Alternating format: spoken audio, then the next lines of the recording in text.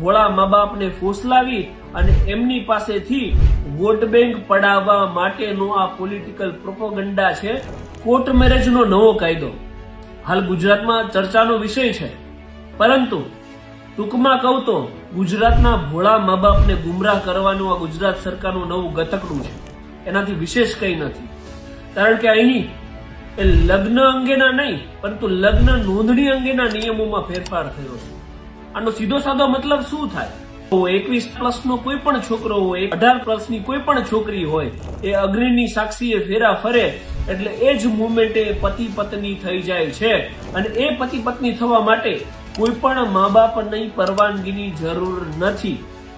ભારત દેશની અંદર લગ્નની નોંધણી એ મેન્ડેટરી એટલે કે ફરજિયાત નથી, પરંતુ ઓપ્શનલ એટલે કે મરજિયાત છે।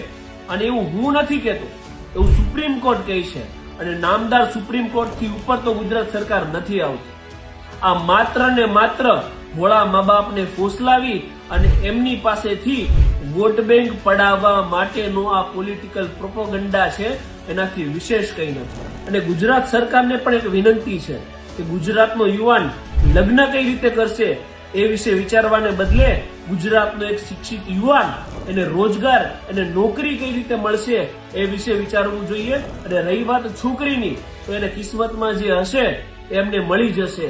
એટલે નોકરીનું વિચારશો તો ગુજરાતના યુવાનોનું ભલું થશે, ગુજરાતનું ભલું થશે અને સાથે સાથે દેશનું પણ ભલું થશે। જય હિન્દ, જય સંવિધાન, ઇન્કલાબ જિંદાબાદ।